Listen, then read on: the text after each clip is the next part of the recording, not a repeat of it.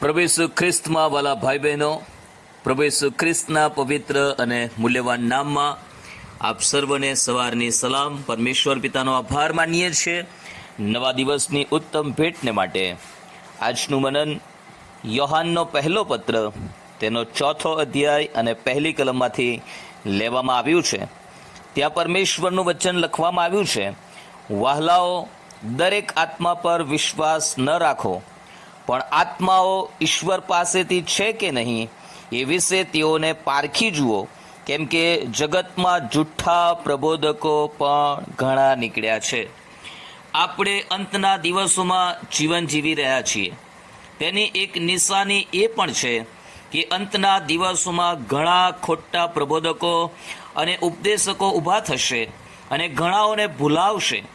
તેઓ બહારથી ખૂબ જ આત્મિક હોવાનો અને ઈશ્વરની સેવા કરવા માટે બોજ ધરાવનાર વ્યક્તિ તરીકે પોતાને લોકો સમક્ષ પ્રસ્તુત કરે છે, જેથી લોકો સરળતાથી તેમની વાતોમાં આવી જાય છે.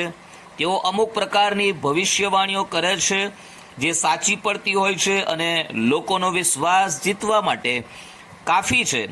તેઓ અમુક નાના પ્રકારના ચમત્કારો કરે છે અને લોકો આશ્ચર્યચકિત થઈ જાય છે અને સરળતાથી તેમની પાછળ દોડી જાય છે.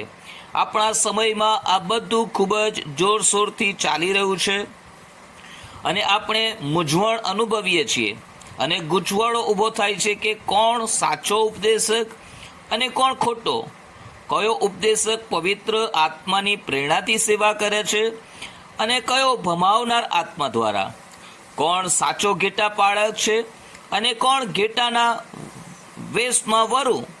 પ્રભુ ઈસુએ દરેક વિશ્વાસી ભાઈ બહેનોને સાવધ રહેવા કીધું છે, કેમ કે અંતના સમયમાં જૂઠ્ઠા પ્રબોધકો અને ઉપદેશકો ઊભા થશે અને પસંદ કરેલાઓને પણ ભરમાવશે.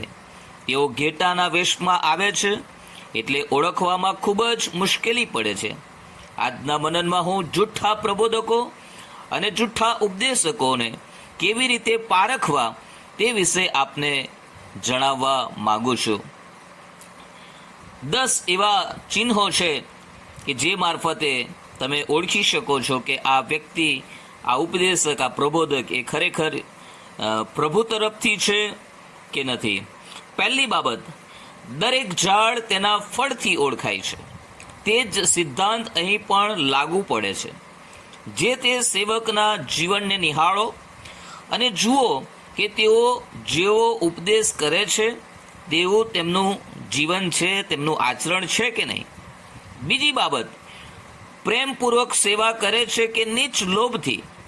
ઘણા લોકો કેવળ પગાર મેળવવા માટે સેવકનો વેશ ધારણ કરી લે છે. પગાર મેળવવા માટે ગમે તે સંસ્થાઓ સાથે જોડાય છે અને સેવાઓ કરે છે. ત્રીજી બાબત, બાઇબલની કલમો ટાંકીને વારંવાર દાનની માંગણી કરે છે અને દાન ન આપનાર લોકોને શ્રાપ આપે છે. દાનનો ઉપયોગ સેવા માટે કે મંડળી માટે કરવાને બદલે મોજશોખમાં ઉડાવે છે.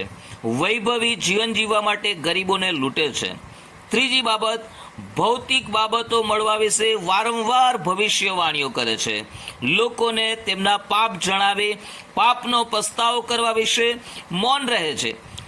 જૂના કરારના પ્રબોધકો વિશે આપણે વાંચીએ છીએ તો તેઓ લોકોના પાપોને ઉજાગર કરીને તેમને પસ્તાવો કરવા માટે આહ્વાન આપનારા પ્રભુના સેવકો હતા.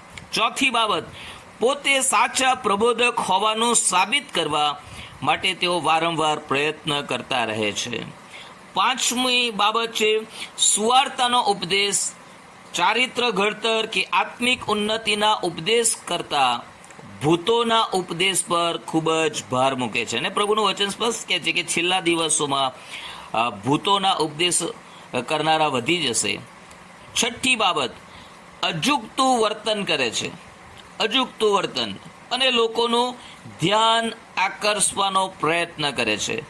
આપણો દેવ એ વ્યવસ્થાનો દેવ છે, અવ્યવસ્થાનો નહીં. સાતમી બાબત, બાઇબલમાંથી ઉપદેશ કરવાને બદલે પોતાના મનના વિચારો વધુ બોલે છે. બાઇબલમાંથી ઓછું અથવા તો થોડું જ બોલે છે, પણ પોતાના વિચારો, પોતાના મનના વિચારો વધુ બોલે છે.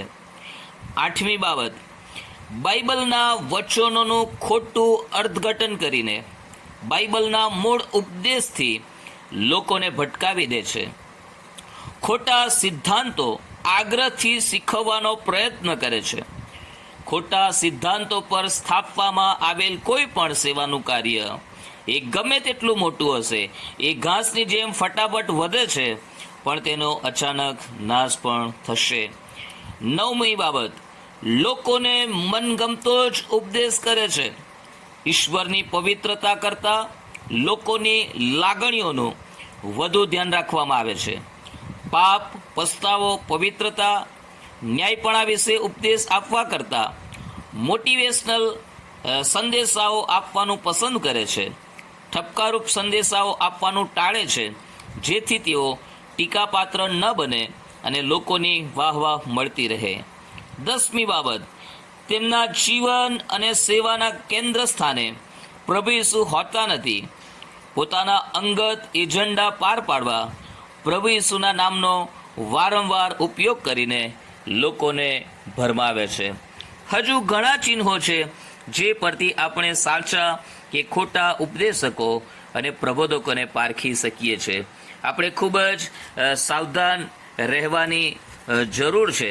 દરેક આત્મા પર વિશ્વાસ ના કરશો, પણ દરેક આત્મા પ્રભુ તરફથી છે કે નહીં તે તપાસો. વાલાઓ, પ્રભુ ઈસુ ખ્રિસ્તે પણ આપણને ચેતવ્યા છે. પ્રભુ ઈસુ ખ્રિસ્ત આ પૃથ્વી ઉપર હતા અને અંતના દિવસોમાં પણ તેમણે એ બાબતો પર ખાસ ભાર મૂક્યો અને પ્રભુના લોકોને ચેતવણી આપ્યા છે કે તમે સાવધાન રહો, જાગૃત રહો અને તમે છેતરાતા નહીં. તો પ્રભુ તમને અને મને દરેકને સહાય અને મદદ કરે કે આપણે પણ આવી બધી બાબતો અંતના દિવસોમાં વધી રહી છે, ત્યારે આપણે આ બધી બાબતોને ધ્યાન આપીએ. પ્રભુ આપણને બુદ્ધિનો, જ્ઞાનનો, સમજ શક્તિનો આત્મા આપે અને આપણે સાચી રીતે પ્રભુને વળગી રહીએ, પ્રભુને મહિમા આપીએ. પ્રભુ આ મનન સમજવાને માટે તમને કૃપા આપો. God bless you. Have a nice day.